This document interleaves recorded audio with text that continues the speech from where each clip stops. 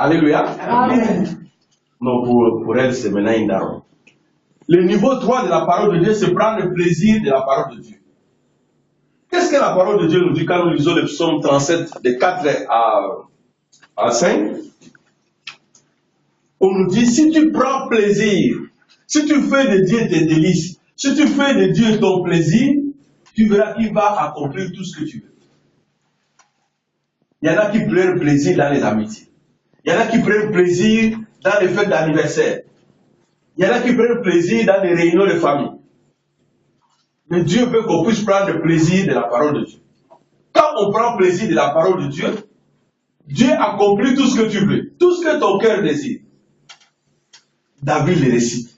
David le dit encore dans le psaume 37, versets 4 à 5. Fais de l'Éternel tes délices. Fais de l'Éternel ton plaisir. Il accomplira tous les désirs de ton cœur. Alléluia. Amen. Est-ce que quelqu'un a la Bible? Amen. Alléluia. Amen. Il faut lire la parole. Psaume 37, versets 4 à 5. On est pour le début, vous commencez à dormir. On va chanter pour danser un peu. À l'honneur de Dieu. Il n'y a personne qui a trouvé? 37 de combien? 4 à 5. Je vais lire la parole. Amen. Fais de l'Éternel tes délices, et il te donnera ce que ton cœur désire. Recommande ton sort à l'Éternel, mets en lui ta confiance, et il agira. Alléluia. Amen. Un prophète du Dieu Baal, il s'appelait Balaam. Le roi Balak l'a payé pour aller maudire les fils d'Israël. Et il a voulu. Dieu l'a empêché. Il a voulu. Dieu lui a parlé. Et quand Balak lui a dit, prends l'argent, il faut maudire ce peuple, il a dit non. Dieu n'est pas un fils d'un homme pour mentir. Ce n'est pas un fils d'un homme pour se repentir. Il est l'Éternel Dieu. Il m'a dit, j'avais dit, ce peuple-là, personne ne peut le maudire. C'est ce qu'il avait dit à Abraham. Il a dit, toute personne qui te maudira, il sera maudit. Celui qui te bénira, il sera béni. Et Dieu a confirmé ça avec Balaam. Et Balaam a dit à Balak, je ne peux pas, si c'est ton argent, prends ton argent, mais moi, je ne peux pas maudire ce peuple, puisque je suis incapable. Et toi, tu es enfant de Dieu. Comment se fait-il que les malédictions de ta famille te poursuivent? Les paroles de malédiction qu'on a adressées contre toi te poursuivent. Comment tu laisses pénétrer à cause de tes soucis, à cause de tes problèmes, les malédictions, les paroles de malédiction et autres qui viennent sur toi? Mais Dieu te donne un conseil. La parole de Dieu te dit ce qu'il faut faire. Il dit, quitte ton niveau du lait, quitte ton niveau de nourriture, va au niveau plaisir. Fais de l'Éternel tes délices et il accomplira les désirs de ton cœur. Amen. Alléluia. Amen. Fais de l'Éternel tes délices, il accomplira les désirs de ton cœur. Toi, tu prends plaisir à aller danser. Tu prends plaisir à danser dans ta douche.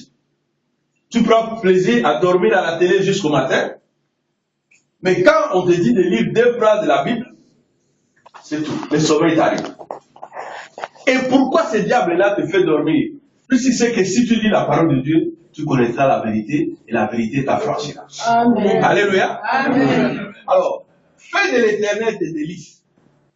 Au lieu d'avoir du plaisir à porter de longues robes pour les soirées de deuil ou les soirées de je ne sais pas quoi, prends ton plaisir à lire la Bible et tu verras les miracles en démisser dans ta vie. Amen. Alléluia. Amen. Alors, le niveau 4 de la parole, c'est l'épée.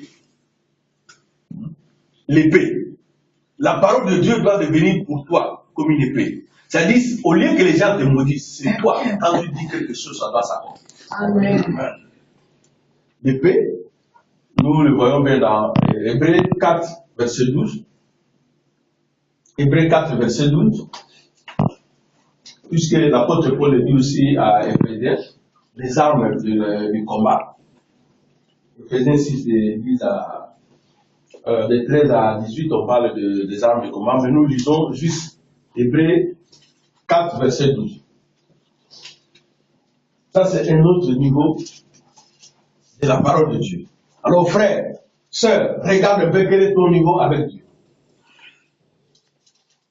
Hébreux 4, verset 12. C'est bon?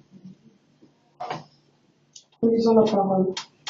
Car la parole de Dieu est vivante et efficace, plus tranchante qu'une épée quelconque à deux tranchants, pénétrante jusqu'à partager âme et esprit, jointure et moelle. Elle juge les sentiments et les pensées du cœur.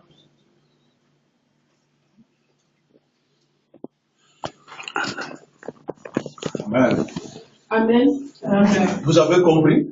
La parole de Dieu est comme une épée tranchante qui divise. Regardez si vous achetez un os. C'est pas facile de couper ça avec un couteau. Mais on dit l'épée tranchante qui divise, qui sépare jointure et moelle. La parole de Dieu. Alors, ça veut dire quoi? Plus tu lis la parole de Dieu, plus Dieu te donne une option, et à chaque fois que tu seras face à un problème, si tu dis à une personne, tu dis à un esprit, sors au nom de Jésus, tu vas séparer cet esprit-là de la personne. Si tu pries pour que la vie d'une personne connaisse du succès, tu vas séparer les ténèbres de sa vie avec la lumière. La parole de Dieu devient une épée tranchante. Tu sauras aujourd'hui, je veux que vous puissiez vous élever à ce niveau d'épée, pour que quand vous priez, quand nous allons couper les liens, vous priez avec autorité au nom de Jésus et vos liens de famille vont se couper. Alléluia. Amen. Ça, c'est un niveau de la parole de Dieu, le niveau épée. Il y a des gens qui vont à l'église, ils ne savent même pas dans quel niveau ils sont.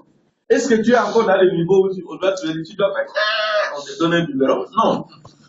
Est-ce que tu es dans le niveau où tu commences à courir et puis on te suit? Regardez quand on oublie un bébé qui sait déjà courir.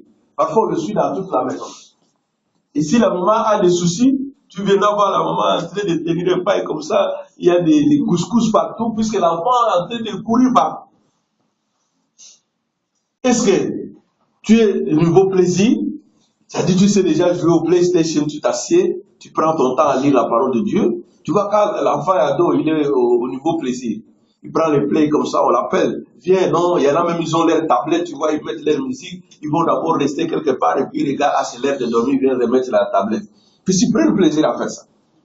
Alléluia. Amen. Alors, ça c'est le niveau plaisir. Et puis maintenant, nous arrivons au niveau épée. Oui, le niveau épée, l'apôtre Paul nous parle. Comment il a eu d'abord ces inspirations-là? Je vous avais expliqué la fois passée. Il était gardé en prison. Et les geôliers, les chefs de prison qui les gardaient, avaient sa ceinture, sa cuirasse, sa ceinture, avait l'épée dessus. Et puis il a dit non. Quand les diables viennent vers vous, il faut combattre ces lions qui rugit, qui cherchent à dévorer. Il faut vous armer des casques, des cuirasses, des sandales et de l'épée. C'est-à-dire l'épée qui est là, à tout moment, à cette époque-là, il n'y avait pas encore de fusil, il n'y avait que des canons. À tout moment, tu peux poignarder quelqu'un avec. C'est-à-dire que si tu as ton épée, à tout moment que le diable vient vers toi, tu dis sans effet au nom de Jésus. Il peut venir te toucher par hasard, tu dis sans effet au nom de Jésus. Excusez-moi, pasteur, comment combattre le diable? On va en arriver tout à l'heure. Alors voilà, nous avons donc la parole de Dieu qui est qui doit être, donc l'enfant de Dieu qui lit trop la parole de Dieu, à force de lire la parole de Dieu, l'onction de Dieu te fait augmenter la puissance de la parole en toi, la puissance de l'onction en toi en forme d'épée. Et puis à ce niveau d'épée, c'est-à-dire tout ce qui peut venir vers toi doit être rejeté. Toute arme enflammée du diable qui va être pour toute parole de malédiction qui vient sur toi, ça coule, ça passe. Alors, les diables, comme on dit dans certains églises, il faut aller faire les combats, il ne sait pas au combat qui non. C'est Dieu qui combat. Mais Dieu ne combat pas sans ton accord. Puisque toi, tu ne vois pas les diables. Il y a un esprit de lion qui est en train de rôder dans cette salle. Mais il n'y a que ceux qui ont les yeux spirituels qui voient. Mais pour avoir ces yeux spirituels, il faut prier.